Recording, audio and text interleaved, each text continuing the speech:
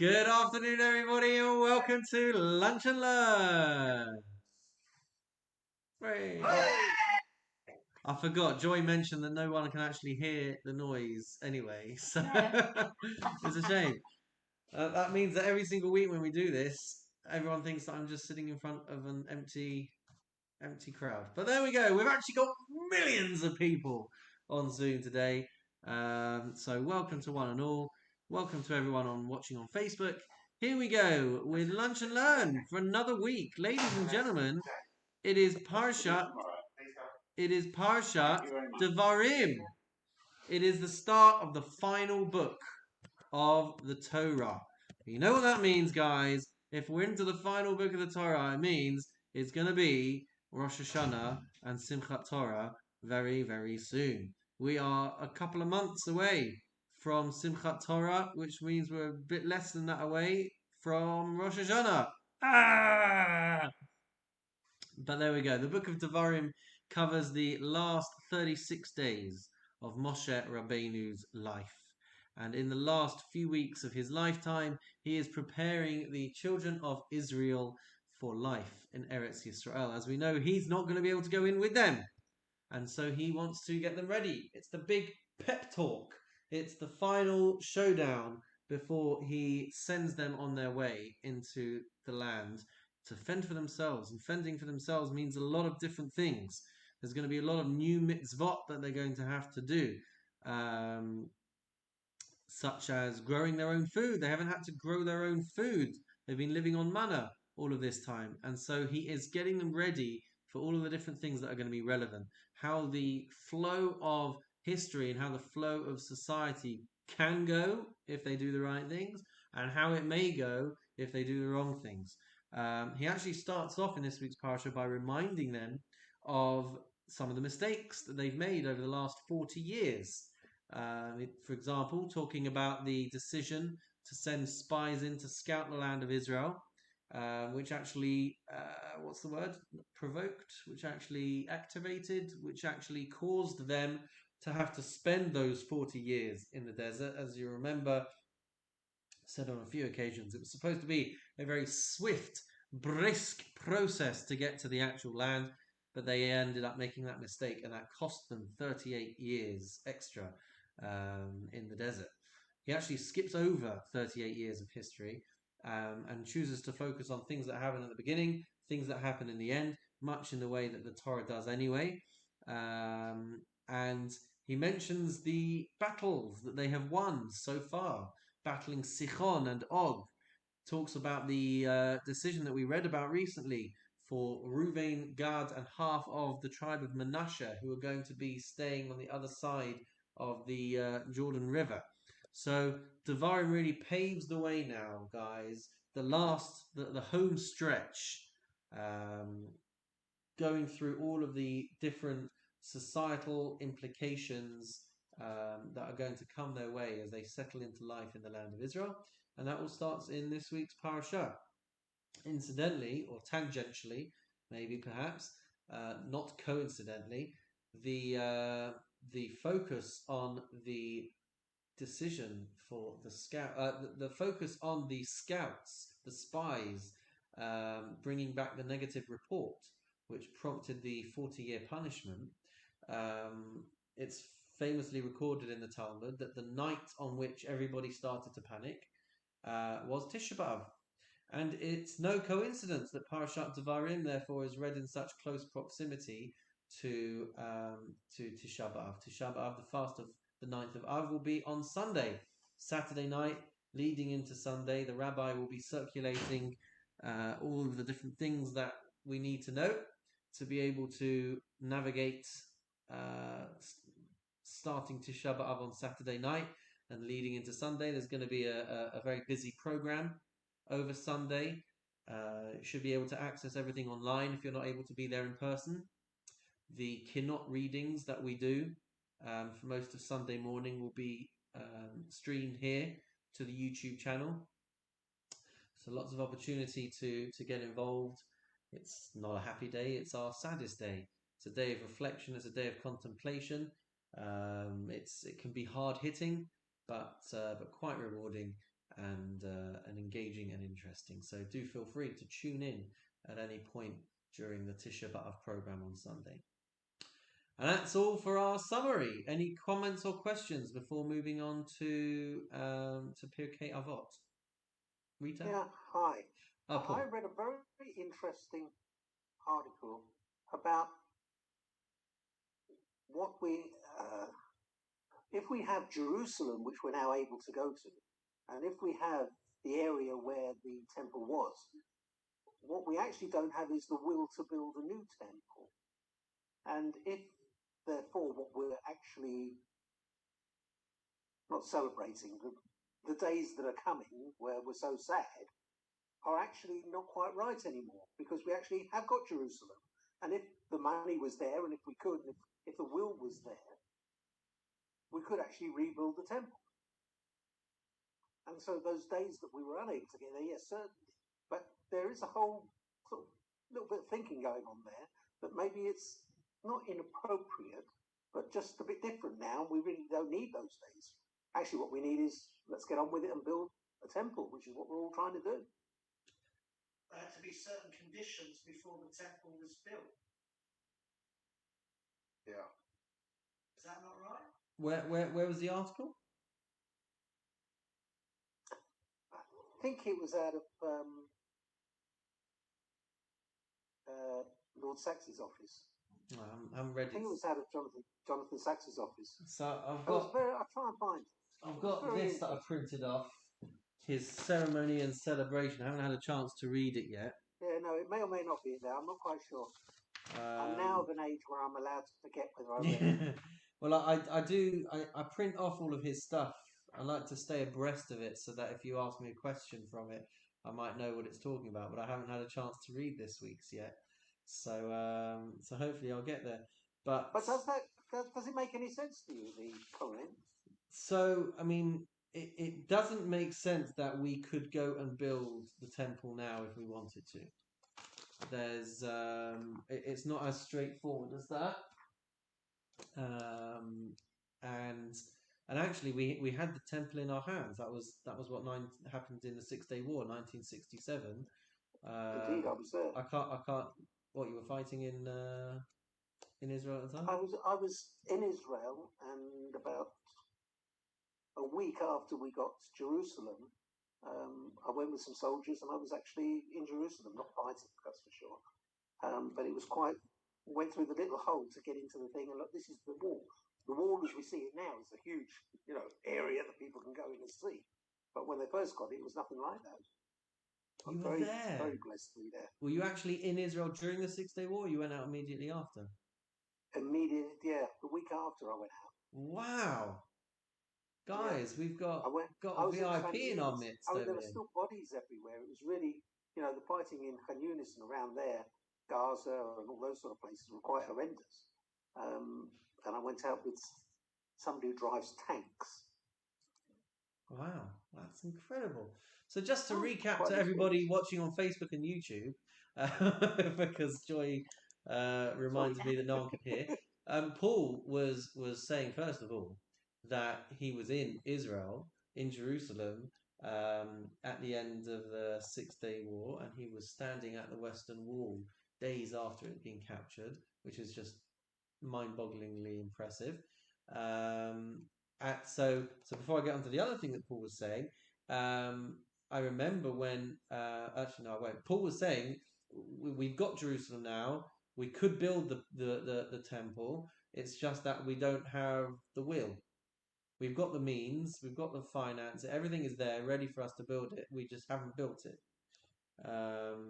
Which I'm not sure is entirely accurate. The story goes that when we captured the Kotel, all of the soldiers were like, the temple is in our hands, the temple is in our hands.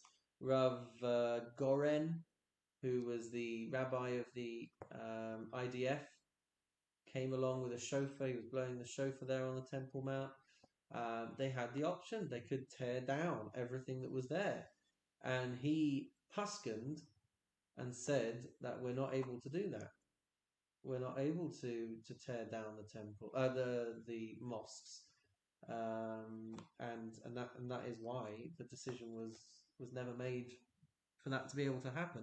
I think I don't know the ins and outs, Paul, but it's not merely that we haven't, what do they say? Um, what is it? A camel is just a car by committee or something like that. Is that right? Or a horse by committee? Can anyone help me with the Something phrase like over that. here? A camel is just a horse by committee. No, No one's can't ever think of heard the that exact before. phrase. So it's not just like everyone got around the table to discuss what the Beis Hamikdash would look like, and because committees are so ineffective that they haven't been able to design one yet. Um, that's not the reality. Um, and we have to wait for, I guess, I don't really know, more of a divine indication that the time has come for the third temple to be rebuilt. There's even opinions that say the third temple won't even need to be rebuilt; it will actually miraculously descend from the sky. Um, so the ins and outs, I don't know, um, but I'm fairly Fair enough. confident. I only wanted to mention it. No, no, no. It's. Otherwise, we all just sit here wondering, like, well, what the heck's going on? I mean, I know how difficult it. There we go. A camel is a horse designed by committee. Thank you, Gary. Don't know why you had to tell me that in Japanese, but very, very much appreciated. So, To me, Rabbi, to yeah, me that wood is symbolic. If they were built it'll never be the same atmosphere. I mean, kids go there for their bar mitzvahs and being called up. I think it's just symbolic. It's just something about that wall. I think personally, if it was rebuilt one day, I don't think it will have the same effect. well, it will, because when the temple is rebuilt, and everybody recognizes that God runs a world, we will be ready for it. People will go there for bar mitzvahs, and it'll be way better than doing it at the kotel. It's going to be a completely different reality when the temple is rebuilt. And some of the things that we've been seeing about what an amazing spectacle it must have been for people to go and visit the temple. That none of that will be lost. In fact, if anything, it will be, more amazing. So I guess in answer to the question, Paul, about why we're still going through this if we've got Jerusalem, part of tapping into the day of Tisha B'Av and part of the tapping into the morning is that to have an appreciation of what we've actually still not got, which is very, very hard to do because Jerusalem is a very beautiful city. The old city is a very beautiful place to be. Israel is a very beautiful country with a lot of lovely hotels and a lot of lovely restaurants. But the angle for mourning, the angle for crying and for weeping, is the fact that we think that that's where it should be at. It's the fact that we think that Israel is in its completed state now. That's why we still need Tisha B'Av. Because Why isn't it? when the temple is rebuilt and when the Mashiach comes, we're not going to be in any danger. There's not going to be any terrorism. There's not going to be any battles. There's not going to be any war. There's not going to be any viruses. There's not going to be any pandemics. There's not going to be any anti-Semitism. There's not going to be any illness. So we're mourning over the fact that we think that this is as good as it can get, and it's not.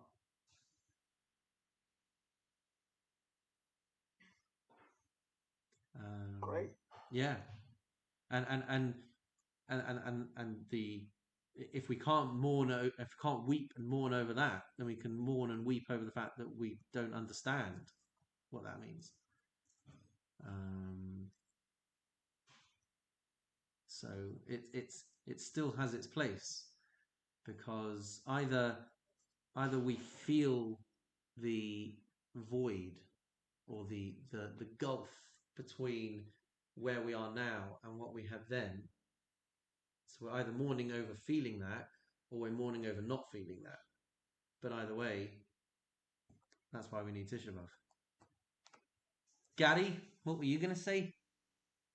I was going to say, I was thinking the temple and Jerusalem and all that is really just a side thing. What we're really mourning is our loss of relationship with God and the fact that he took the temple away, his home, from us. So it's our relationship with God more than the building or anything else. And we're not going to get that temple back until he gives it to us. Mm-hmm. We don't build it, he builds it. We build it by no longer eating treif and being cruel to each other and having we're waiting for the Messiah, and when that comes, then we get it back. But that's just a side thing. It's our relationship with God that we lost and we're trying to repair.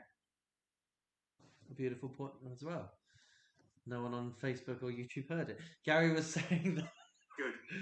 Good. Gary was saying that what we are also focusing on is our relationship with God, and how the fact that all of this is being withheld from us is because we have to do our bit too. We have to recognize the areas that we need to repair and mend and improve our relationship with God. And then when we're deserving, he will give us the temple. So thank you for that, Gary. Yes, this is going to be quite tricky, isn't it, to relay everybody's messages. But whatever, no one's watching on Facebook anyway, so Joy is. well, that's the thing. As long as Joy's internet doesn't crash, everyone's hearing it.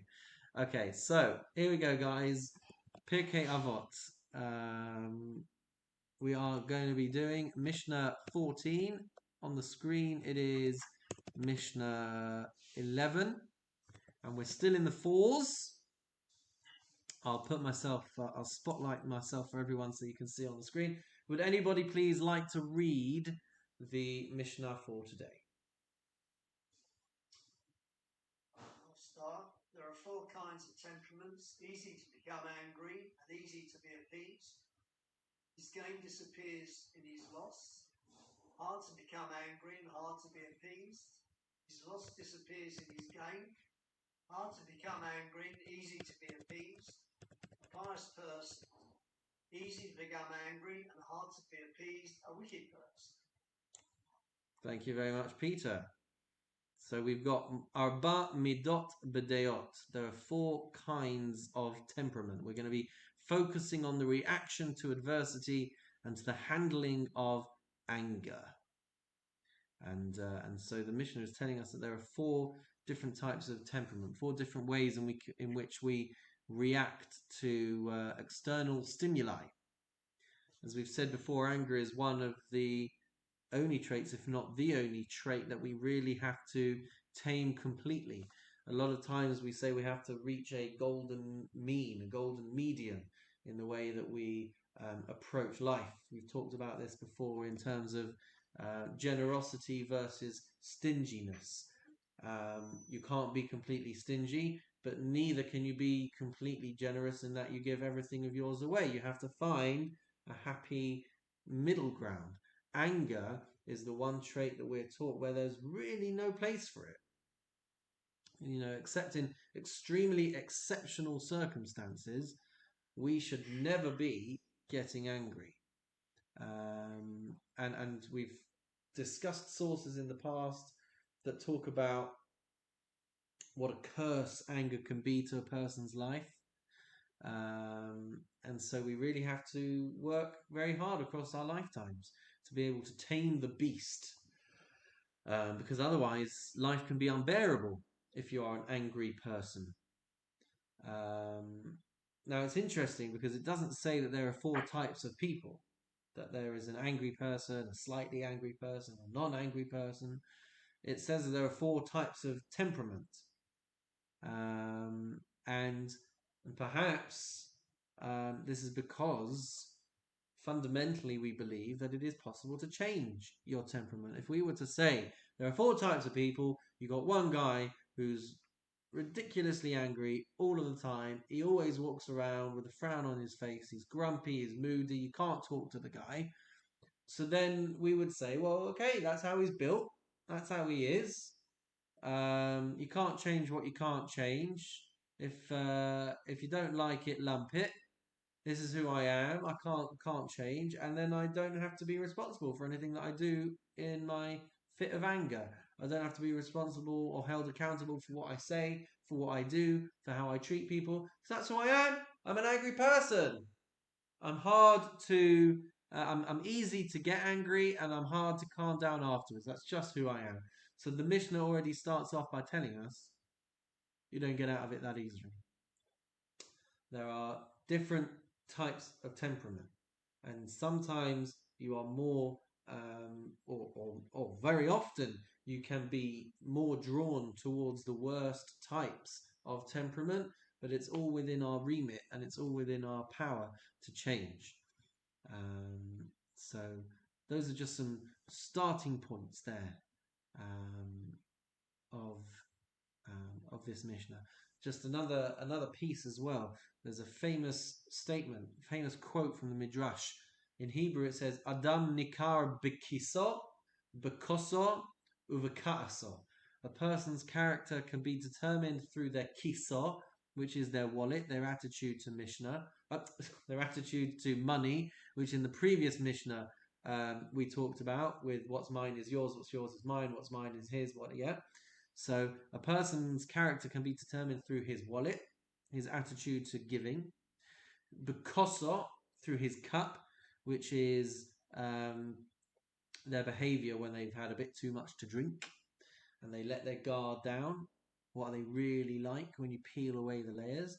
With a ka'aso, and in his anger, when being provoked, how do they react? That's how you really get to see a person's true colors. And we all go through adversity, and so we're all tempted and we're all tested in these areas. But how do we react? So, initial comments and questions about this Mishnah, ladies and gentlemen. I'm a bit confused about the easy to become angry, easy. Yes, sir. I'm okay with the pious one. I'm okay with the wicked one. I understand those; they're quite clear. Okay. But the other two are a bit confusing. Yeah, Okay, personally, so just for Facebook and YouTube, we've had a comment here that the first two are very confusing. The second two are very easy to understand. First two are confusing. We'll get there. Yeah, Martin. My Mishnah translates the word that costs as to easy to provoke, but easy to pacify. Yes. Somebody who you can provoke them, but very quickly they understand that they're wrong or that they've made a mistake, and they can calm down again. The next one is someone who's difficult to anger or pacify, but once they're entrenched. They won't change their mind. They won't listen to reason. So the first person is not such a bad guy anyway, or lady. You know, they might get angry quickly, but you can easily talk to them and they forgive or change or understand. So that I don't think the first person that they're talking about is such a terrible thing. I mean, it would be lovely if they didn't get angry quickly, but they easily understand they've been wrong. So it's interesting because it says in the Mishnah, let's go through it now. No, Joe, you wanted to say something? You're muted though. So not only can Facebook not hear you, but none of us can hear you. When you have an obstinate person, they just are like that, obstinate and angry and always ready to argue. You usually find that because they are insecure, so you should have compassion for them. I don't say they're wicked. You may, they're just insecure, so they have to hit out first. So a person who is easy to provoke and gets angered very easily, but also takes a long time to calm down. You're saying that what that I'm talking about the last one, easy to become angry and hard to be appeased. Yeah, I wouldn't say they were wicked. No. I would just say that they are insecure and something's happened to make them like that. They want to hit out. So the fact that they can't calm down, the fact that they can't. So they need compassion, not. Well, there's nothing to say that you can't give compassion to a wicked person. Yes, but I wouldn't say they are wicked. It says here they're a wicked person. I wouldn't say they were wicked. Okay. You don't know what's happened in their childhood or to make them like that. Okay. Well, let's explore all of these four a little bit, and let's see how we go. So let's start with the first one. Noach lichos v'noach lirtzot. The person is easy to provoke. He gets angry easily. The slightest trigger, and he or she will have their outburst. But it's short-lived, and they will calm down, and life will go back to its equilibrium quite rapidly. So it's a short outburst. But the Mishnah says that the loss is going to outweigh the gain. Meaning, it's a good thing that they calm down quickly, but that's offset by the fact that another outburst is going to be around the corner at any moment because they're triggered so easily. So it's lovely that they calm down again, but the peaks and troughs will come so frequently because of the fact that it doesn't take much to trigger them. So in such an instance, life is pretty hellish. If someone is constantly lapsing into acts of aggression, acts of violence, offensive insults, outbursts of anger, and this is happening regularly, so there's no telling what damage that can cause. And it's for everybody who is the victim of that anger, it's going to be Gehenna, as they say. It's going to be hell, because you can't live around someone like that who's constantly being provoked and making life unbearable with their anger. Even if they are able to calm down, as we said, another outburst is around the corner. So the Mishnah is saying that your benefit is the gain, the benefit of the fact that you can calm down easily is almost irrelevant, because you're just going to flare up again. So that's the first point in our Mishnah. A person who is easy to provoke but easy to calm down again, the benefit of calming down is offset by the fact that he gets angry so easily. Rita, yes, over to you. Yeah, I just wanted to say, if we take children, let's say 2 years old, we call them tantrums. Yeah. They usually get very, very agitated for whatever reason it is. They call it the terrible twos. So obviously they go in that category, isn't it? Well, they might do, but so Rita's saying that children are like this. They have tantrums, they flare up very quickly, and then they calm down again, and then life goes back to normal, and everyone's their best friend. That's right. So very much so. That could be the proclivity of a toddler, of a child. But we don't want to be in that situation when we're in our 20s, 30s, 40s, 50s, 60s, 70s, 80s, etc. If we're still in that mindset of being like a child who tantrums and throws their toys out of the pram every time something goes wrong, then we know that we've not worked hard enough at it. We're supposed to be developing beyond the behaviors of children and the maturity levels of children. So it's an excellent point.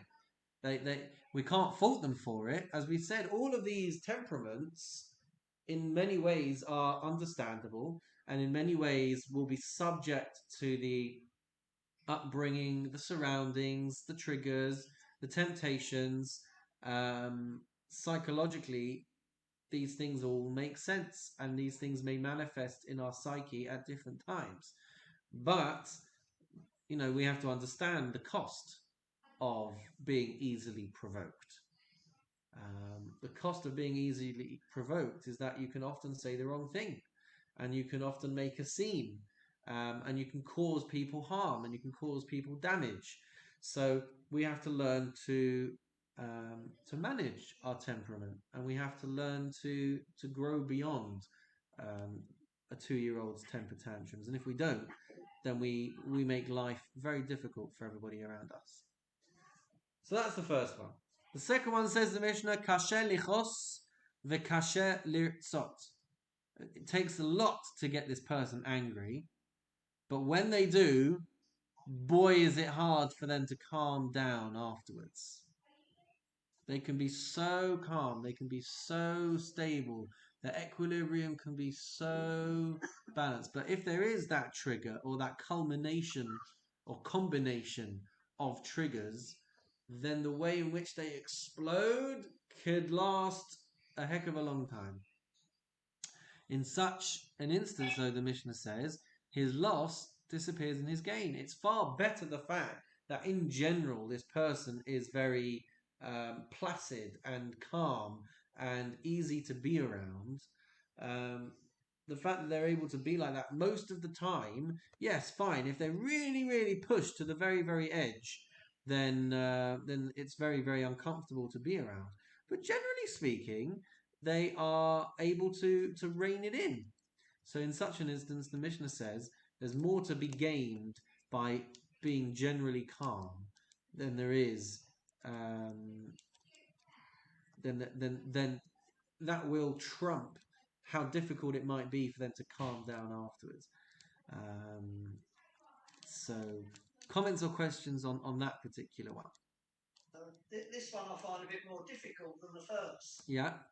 Because first one, somebody gets angry more often, but it doesn't last all that long. The second one doesn't get angry very often, but it's hard to define how long it's going to take for him to calm down. If it goes on for days, that can be more damaging to somebody than the one who gets angry but calms down very quickly. Of rage is long lasting, then that would be extremely difficult to live around as well. It's interesting. I hadn't thought of it like that. I see myself at times being a bit like this as well. That, with the exception of my children, right? Unless I am, it can take a lot to provoke me. I remember when I first got married, and I was a very calm person back then. Boy, was I a calm person. Nothing could get me. But I had a very difficult situation to navigate with my former roommates. And I remember that I was having a heated discussion with them outside of shul, and they really, really said many, many hurtful things, and it really provoked me, and I belted at them. And I came home to share it afterwards, and I was shaking at it had taken such a long time to kind of tip over the edge. But after I did, I couldn't settle for hours afterwards because of how intense the flare up had been. It doesn't happen anymore because now my kids come home, they throw their shoes on the floor, and I'm yelling at them to go and put them away. I'm very easy to be provoked and very easy to be triggered now. But back then it was a scary thing. So I see Peter's point that it can be extremely difficult to live around someone if their fit of rage is very long lasting. I guess in my mind it had meant more that you find it hard to shake off the feeling of anger towards someone. So you might not be walking around smashing the walls in for days or for hours, but you can't shake off the impact of your emotion, of your anger, of how it flared up. It takes a long time for it to wear off and to let bygones be bygones and to forget about it. We've seen how many families can be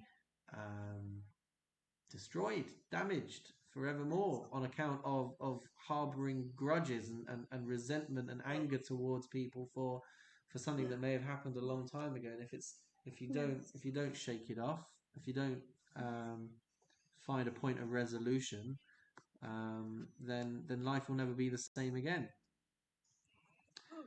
So it's interesting. I guess it's whether we're talking about that peak of anger, or whether we're talking about the residual effect of the anger and how long that can go on for.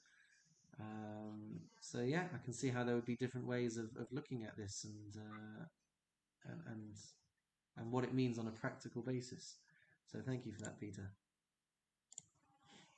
Any more comments or any more questions?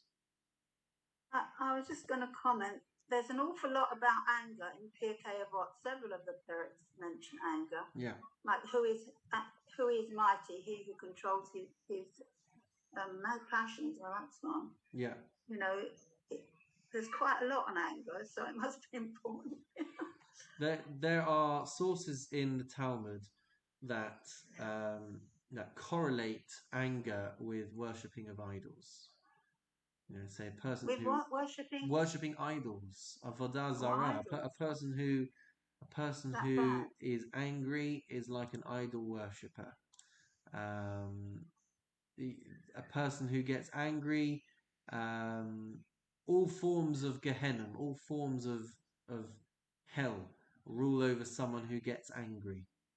A person who gets angry loses his wisdom. You know, there's a lot of. In fact, I'll show you this.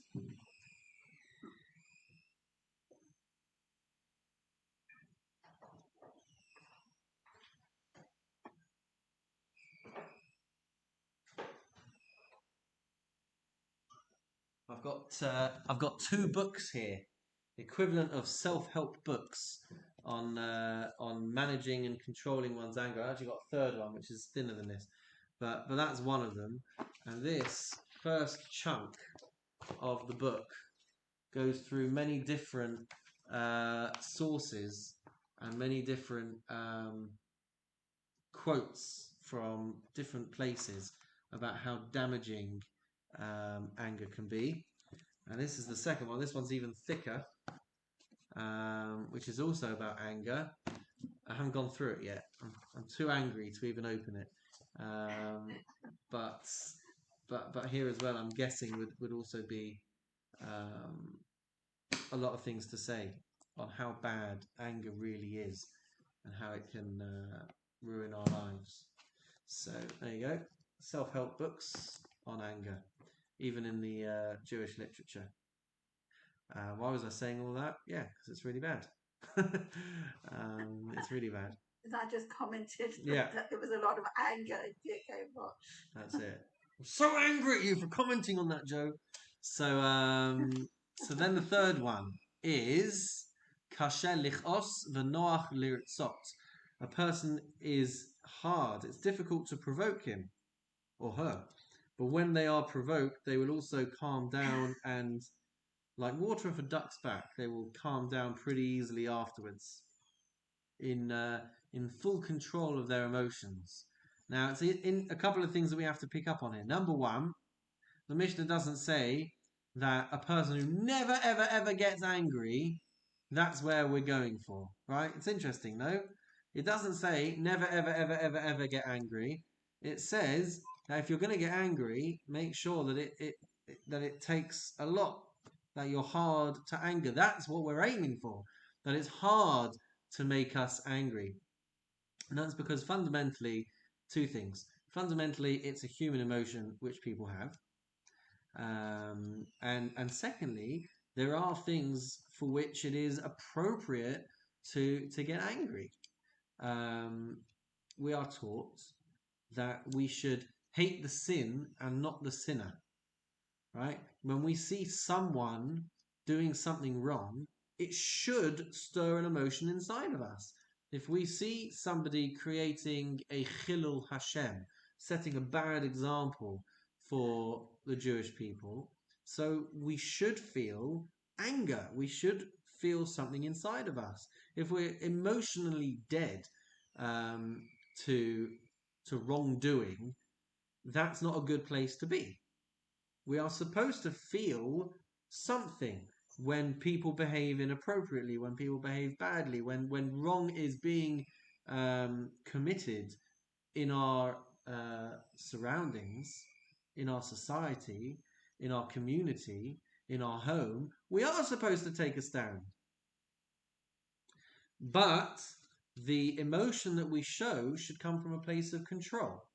It's within it's within the confines of halacha to show anger to a child, right? If they are doing something wrong, and to show an act of anger is going to be an appropriate way to discipline them, then that's within the confines of halacha.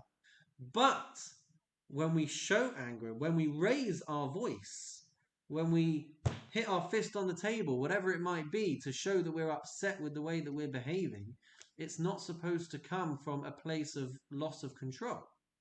It's supposed to come from a place of being in control. You are preparing yourself and exhibiting the display of anger as a way of educating the child, not as a way of you losing control.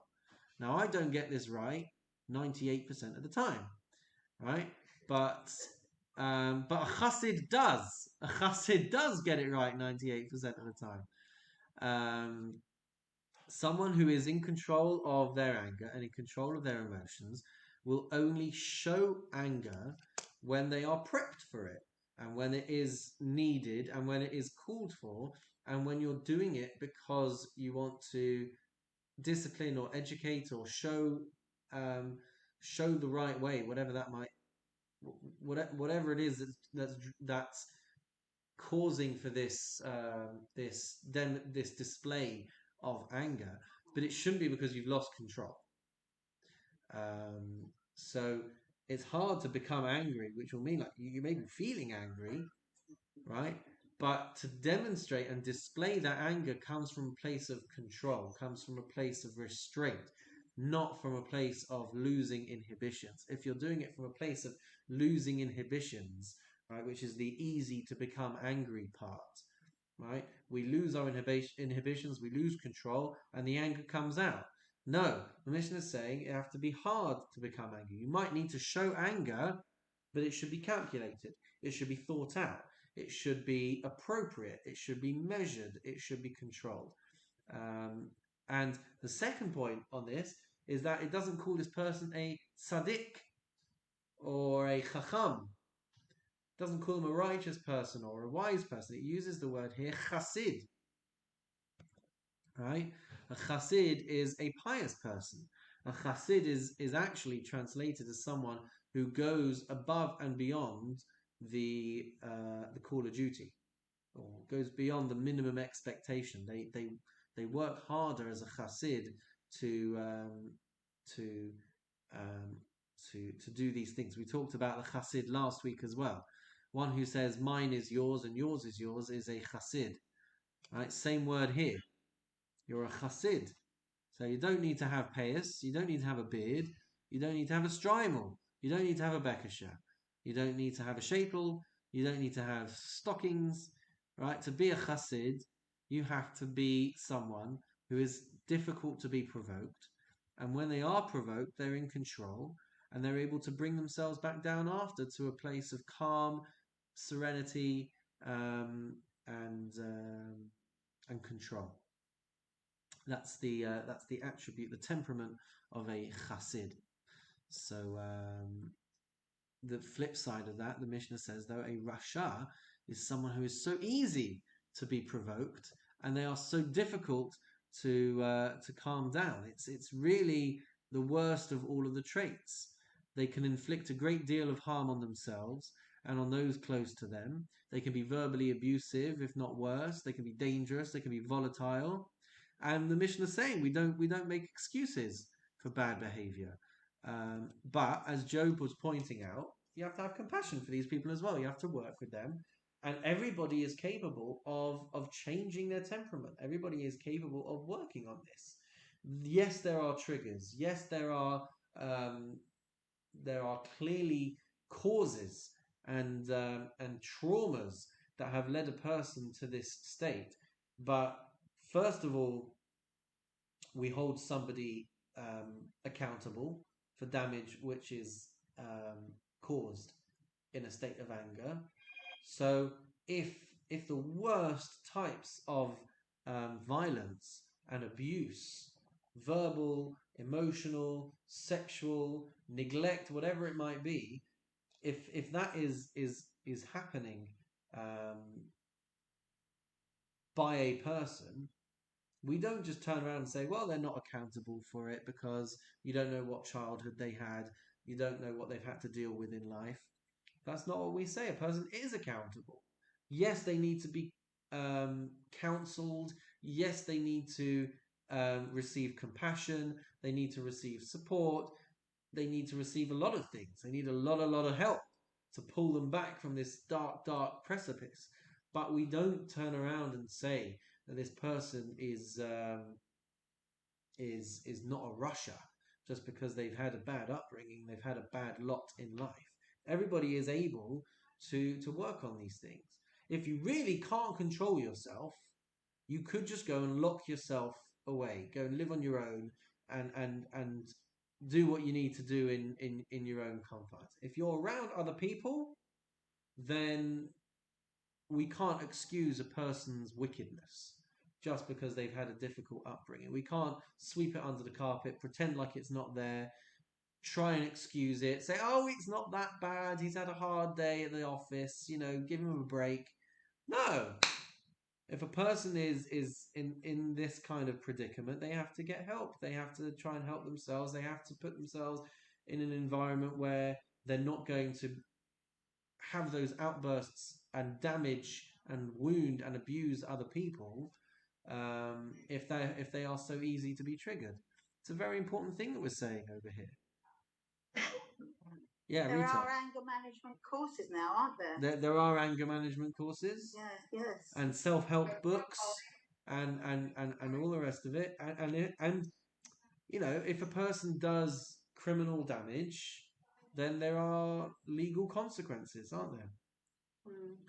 So, yeah, we obviously have to psychologically take into account where they're coming from. But we can't excuse rishus. We can't excuse wickedness and just say, like, yeah, what do you expect? Yeah, go on, Rita. Rabbi, can I say something? Please. And sometimes to be angry towards a child is not a bad thing. You tell the kid off. I mean, you've been annoyed, he's doing something very, very naughty. You tell him off, getting angry. I mean, I don't know, I can't even give examples in the past about my own children. I can. Not about your children, but about mine. Unless you get angry, they understand that it really isn't, it's serious. Yeah. If I say, oh yeah, but please don't do this again, I don't think they get the message. Yeah, so I agree with you, and that's what we're saying, is that there are occasions with children or with adults where displaying anger is a necessary part of the discipline and a necessary part of their education. But the level that we need to try and reach for is where it's in a controlled environment and where it's measured and where it's not as a result of a loss of control. I just looked up the definition of anger. There's 3 different types, it says here. Passive aggression, open aggression, and assertive anger. So I suppose the passive aggression is the one we're all trying to aspire to, and that's easier to overcome. Something to avoid is open aggression and assertive anger. Yeah. Which I suppose is some sort of physicality involved. Yeah. Yeah. So all the 3: passive aggression, open aggression, and expressing anger. We googled it. Anger. But it doesn't mean to say it's 100%. Yeah. It's just interesting different types of aggression. Absolutely. There is even sources in halacha to say that a person can strike a child to discipline. We talk now about how it's never okay to hit a child. According to halacha, it actually is. It's just that nowadays, almost all rabbis and poskim and halachic decisors will say that this is actually something that we shouldn't practice anymore. But the concept of disciplining children is talked about in halacha, and it has evolved over time. We have a mitzvah in the Torah of hocheach tochiach. There is a mitzvah in the Torah of rebuking someone, of correcting and pointing out their behavior if it's wrong or inappropriate or immoral or incorrect or forbidden or whatever it might be. There is a mitzvah that we have to do, but there are also many guidelines to that mitzvah, and how one must talk to somebody, whether they're a child or an adult, whether they're your relative or whether they're your friend or whether you've never met them before. There's a whole load of guidelines on how to actually perform this mitzvah. But fundamentally, what I'm trying to say is these things exist. The concept of rebuking someone, remonstrating someone, is that a word that I want to use in this context? Showing anger, it's all talked about in Jewish law and in Jewish behavior. But I guess most important thing is that these things are supposed to be done from a point of mindfulness, from a point of kavanah, from a point of self-control, self-awareness, self-discipline, and not on account of other emotions being mixed into it. If you are lashing out at someone because they have slighted your honor, right, that's not coming from a place of self-control. That's coming from a very reactive stance of your ego prompting an outburst, which is not the same as remonstrating somebody who has upset you, and talking to someone who has upset you, communicating with someone who has upset you, but it's coming from a place of control, and it's coming from a place of discipline. It can be two very different experiences. So yeah, Paul, you just turned on your camera. Does that mean you've got something to say now? Or does that mean you just finished your lunch? No. I've got trouble with my eyes and I can't watch the screen. Ah. That was all. Ah. I wouldn't want to look at me either for an hour. Oh dear. But there we go. Let's leave it there for today, ladies and gentlemen. That's all we've got time for, basically, and the questions and comments have dried up. So we'll take an opportunity to wish you all a wonderful, meaningful day.